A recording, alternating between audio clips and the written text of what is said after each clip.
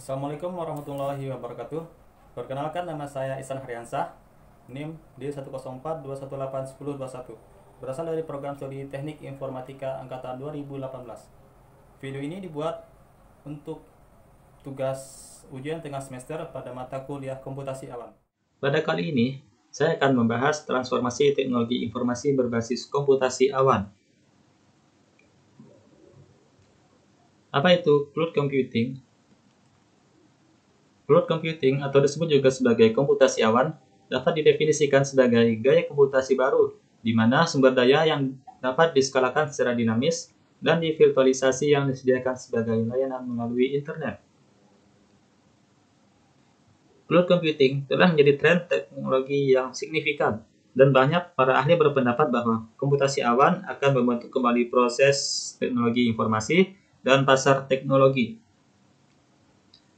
Dengan teknologi komputasi awan ini, pengguna menggunakan berbagai perangkat termasuk personal komputer, laptop, smartphone, dan gadget mereka untuk mengakses program, penyimpanan, dan platform pengembangan aplikasi melalui internet. Melalui layanan yang ditawarkan oleh penyedia komputasi awan. Salah satu keuntungan dari teknologi komputasi awan termasuk penghematan biaya, ketersediaan yang tinggi, dan skalabilitas yang mudah.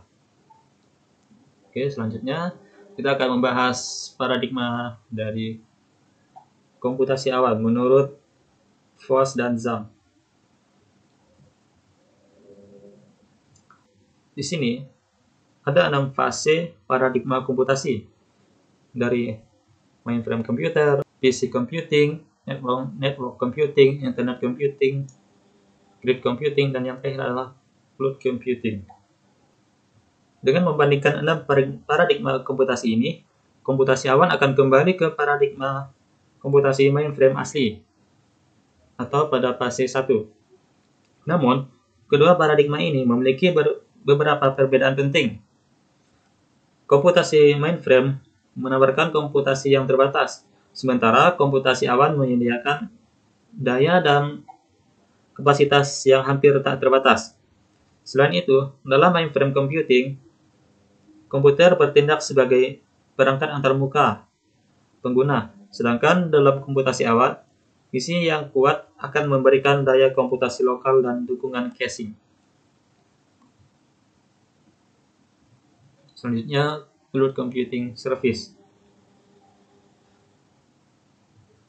Perlu diketahui, jenis layanan yang disediakan dalam cloud computing adalah sebagai berikut. Yang pertama ada software as a service atau disingkat sebagai SaaS. Layanan ini sudah tersedia platform dan infrastrukturnya. Pengguna dapat secara langsung menggunakannya tanpa perlu memikirkan lisensinya. Pengguna dapat menggunakannya kapanpun dan dimanapun. Contoh dari layanan ini adalah Google Mail, LinkedIn, Twitter, Facebook, dan lain-lain. Selanjutnya ada platform as a service atau disingkat PaaS. Layanan yang sudah tersedia platformnya. Pengguna dapat mengontrol pengoperasian aplikasinya dan berfokus pada pengembangan aplikasinya tanpa harus memikirkan sistem operasi, database, dan jaringan. Contoh dari layanan ini adalah Microsoft Azure, Amazon Web Service, dan lain-lainnya. Selanjutnya ada infrastruktur as a service atau singkat IaaS. Layanan yang sudah tersedia infrastrukturnya seperti storage dan jaringan. Pengguna memiliki akses untuk konfigurasi secara virtual sehingga memiliki kontrol terhadap sistem dan aplikasinya. Contoh dari layanan ini adalah Telkom Cloud, Simple Storage, dan lain-lainnya. Selanjutnya ada Cloud Computing Model Deployment.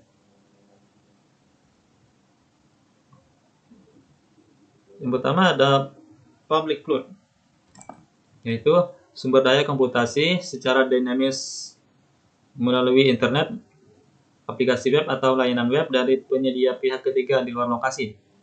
Cloud Public atau komputasi awan publik ini dijalankan oleh pihak ketiga dan aplikasi dari pelanggan yang berbeda cenderung dicampur bersama di server, sistem penyimpanan, dan jaringan cloud. Contoh dari public cloud ini adalah Google Drive. Itu bisa disetting menjadi public dan bisa juga disetting sebagai private cloud. Oke, selanjutnya ada private cloud.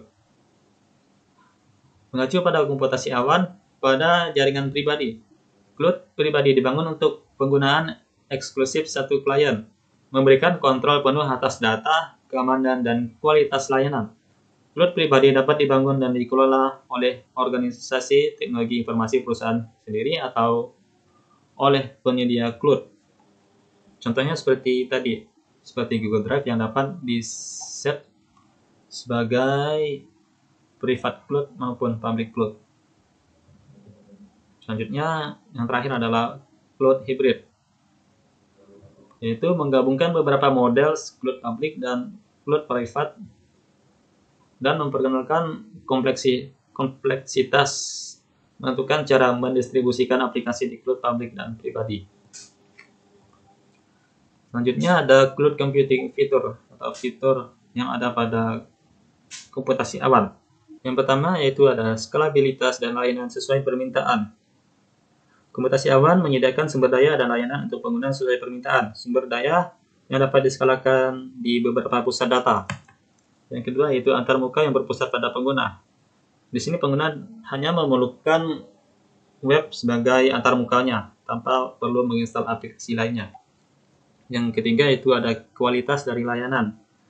Itu menjamin dari sisi pengguna hardware dan CPU-nya.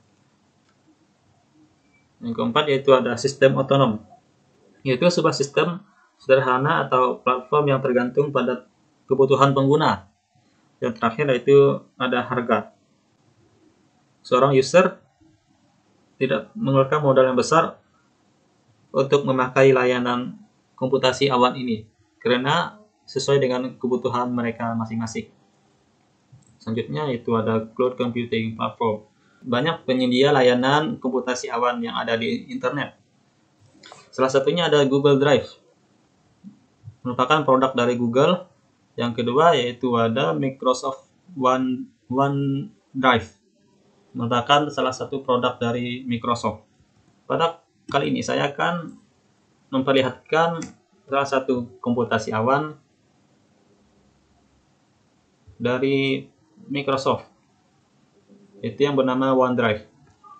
Pada layanan komputasi awan yang disediakan oleh Microsoft ini, hanya terdapat 5 GB untuk penyimpanan storage komputasi awan ini. Tidak seperti Google Drive,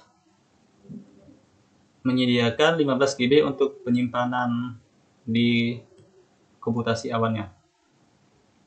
Namun untuk kelebihan dari Microsoft OneDrive ini, dia terdapat file pribadi atau berangkas pribadi yang tidak dapat diakses oleh pihak luar atau pihak ketiga. Dan ini merupakan salah satu kelebihan dari Microsoft OneDrive ini. Dan ini adalah salah satu folder yang dapat di-set ke public maupun ke private. Kalau kita buka di sini akan kelihatan ada beberapa file yang sudah saya upload di sini. Ketika saya ingin membagikannya kepada orang, tinggal diklik kanan dan klik menu bagikan. Di sini dapat kita tentukan apakah orang-orang tertentu yang dapat melihatnya atau siapa saja yang memiliki link dapat melihatnya. Oke. Mungkin sekian video yang dapat saya sampaikan. Kurang dan lebihnya saya mohon maaf. Sekian, terima kasih.